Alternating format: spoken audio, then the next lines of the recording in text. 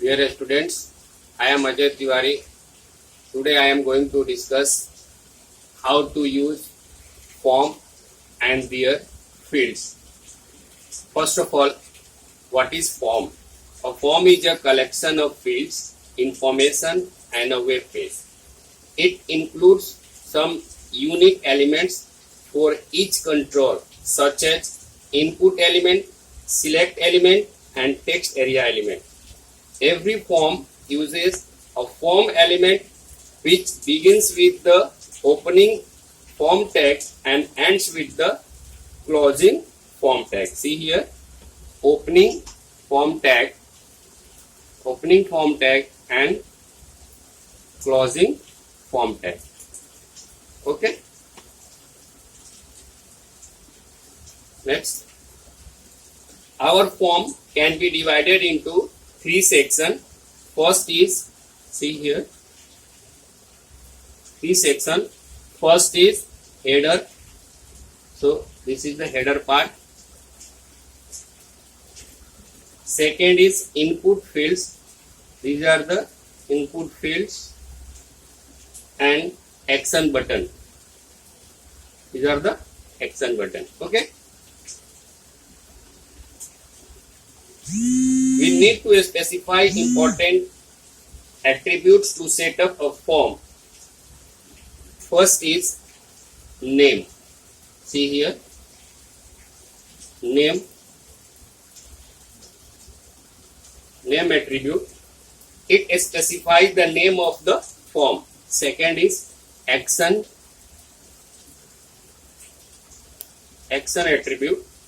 It specifies the file or page that the form is submitted to. Means when will you click on the submit button, so after submitting the form, this file will be open. Okay. And the third one is the method. It specifies that the form information should be posted to the URL given in the action attribute. Get is the default value. But I have written here post. We can use in method get or post. So get is the default value. It is used whenever you wish to email the form contents. And the post is used to pass the information to the URL. Okay. Now I am going to discuss input elements and action buttons one by one. Okay. So first is the input elements. See here. First, adding a text box. See the text box. The output of text box. Okay. A text box allows a user to enter alphanumeric data that is a combination of character and numbers. Means in text box we can use character and either we can use character and or number. Okay. So I have written input. First attribute is the type is equal to text, name is equal to name, size is equal to 30 and max length is equal to 15, value is equal to blank. Okay. So now I am going to explain one by one. First is type. Type attributes specifies what kind of form control will be added to the form. The default type for an input element is text. Okay. Second is name. Name attribute defines the name of the input element so that I can identify it. Next is the size. Size attribute displays width of the input field. Next is the max length.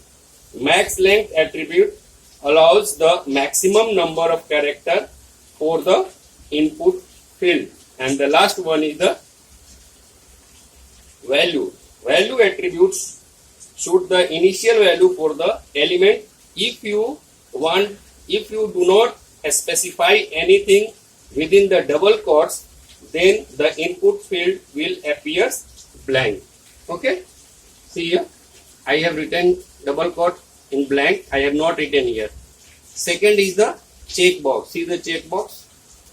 A checkbox is like a toggle switch which helps the user to select or deselect one or more items at a time. So you have written here input type is equal to checkbox, name is equal to requested, value is equal to regarding this matter, and checked means one item should be checked and regarding this matter.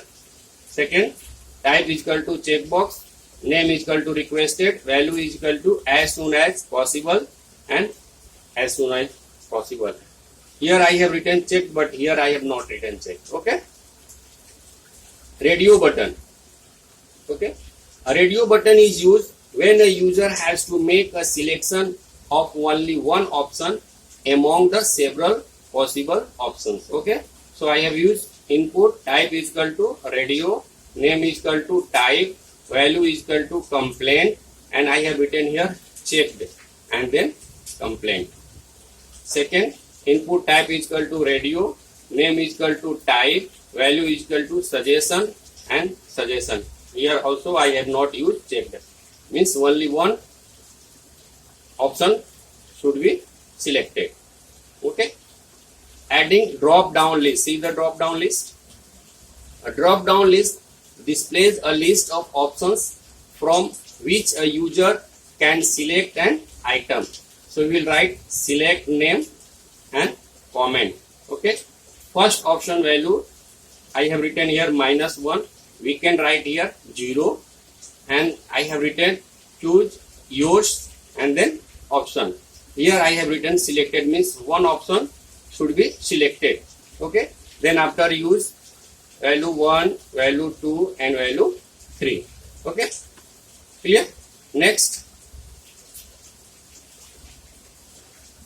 adding combo box. This is the combo box. A combo box is also a drop down list but with a scroll feature added to it.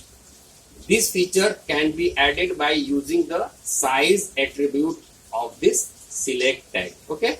So same, both are same but different here. I have written here size is equal to 3.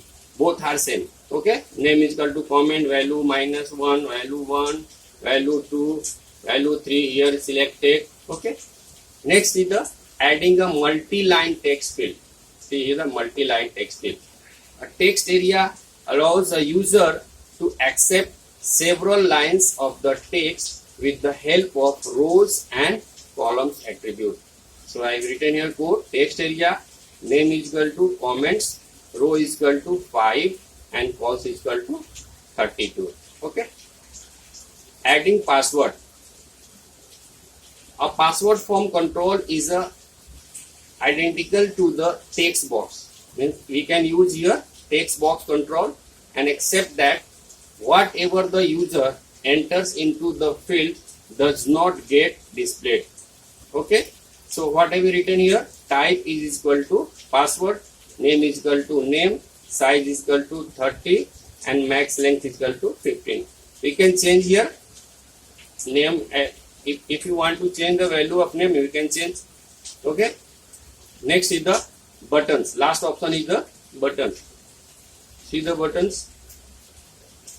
It is used to store your data somewhere and also to clear your input information. So input type is equal to submit and value is equal to submit. Type is equal to rest and value is equal to clear. Okay.